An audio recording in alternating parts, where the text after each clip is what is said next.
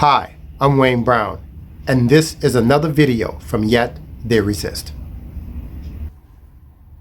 Take a look at this. This past weekend, the Conservative Political Action Committee, CPAC, basically put on their annual show, and the guest speaker was Donald Trump. Take a look at this for a second before he got there. This happened on Friday. With the violence at the Capitol on January 6th, which is just a lie. It's just another one of his lies. And Anderson, you know, for all the talk of cancel culture, it was sort of like cult culture, is what we observed earlier today. They literally rolled in a golden statue of Donald Trump at this CPAC conference. It's just bizarre to see the idolizing of this former president in the fashion that we're seeing it. But that is today's Republican Party, and Donald Trump is the head of that party until somebody pulls it away from him. You know, it was interesting hearing, Donnie Trump Jr. talk about, it's CPAC. It's essentially echoing what he said the morning of the insurrection, January 6th, to that crowd in Washington that morning, where he said that, that this is Trump's party, and that anybody who, essentially doesn't, bow to Trump. Now, when I saw that, the first thing that came to my mind was I thought about the book of Exodus in the Bible, and Moses, and how they created this idol, and how Aaron was cursed and influenced by the people that was there, that they had led out of Egypt, how Aaron basically ended up creating this golden calf. And yet I'm looking at this image and it's reminding me of that. Let me read something from the scriptures just so you can juxtaposition it and look at the comparisons. Here's what the Bible said in Exodus 32. Let me reach down and get it.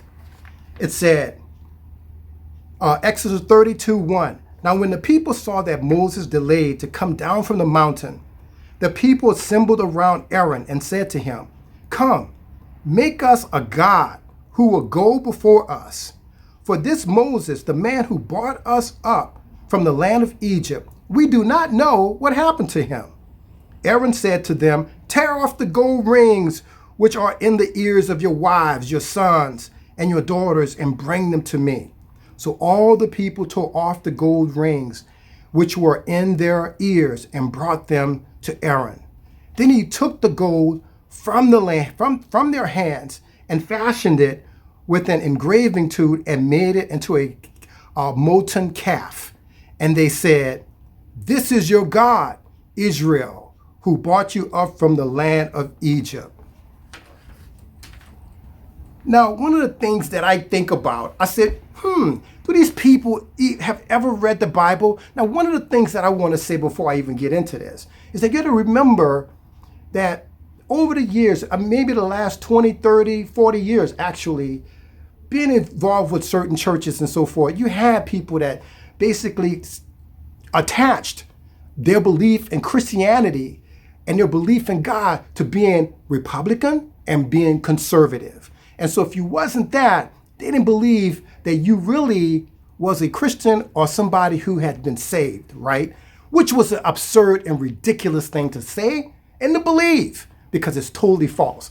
I wonder when they was rolling in these golden images, this cult that I call the Trump cult, that they have placed this man up on this high pedestal. I wonder if they forgot the other commandments, which was a part of the 10 Commandments. And here we go to Exodus 20. Exodus 20 says this: "You should have no other God before me.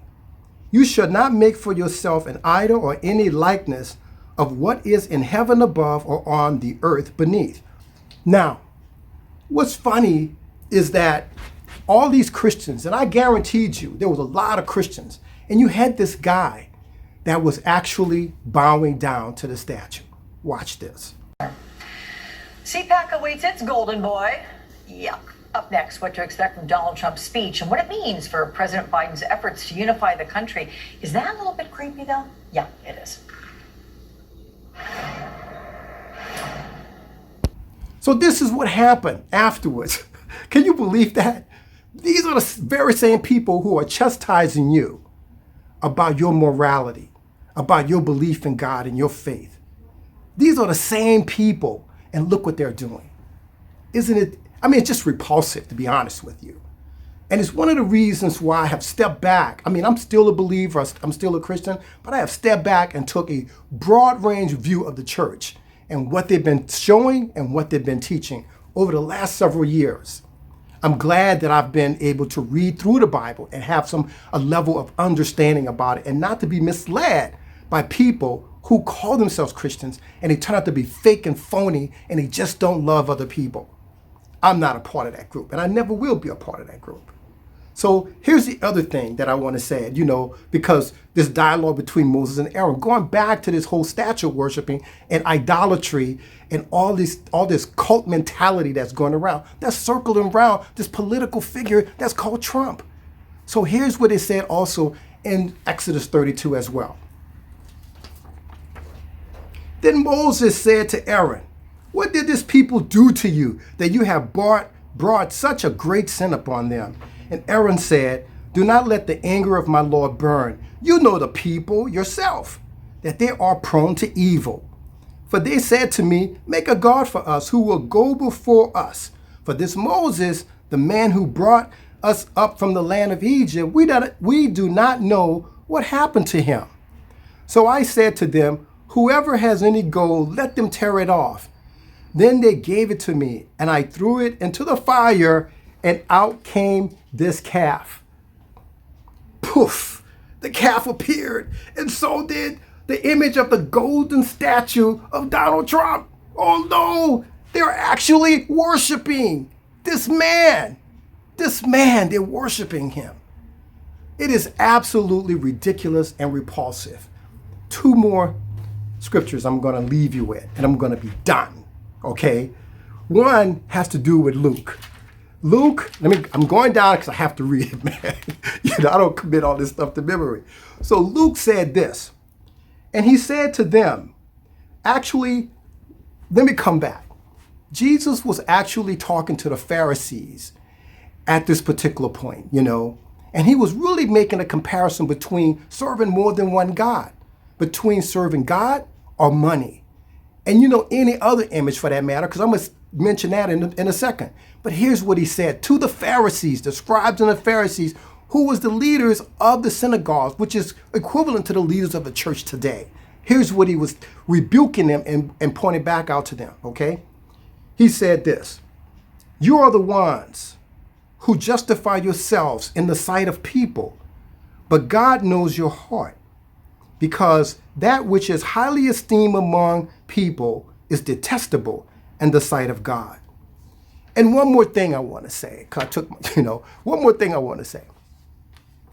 He also said this in Romans 1, for all those church folks and people who read the Bible, you know exactly what I'm talking about. Now, whether or not you're obedient and whether or not you're going to obey, that's a whole different story. But what happened at CPAC is absolutely repulsive, to be honest with you.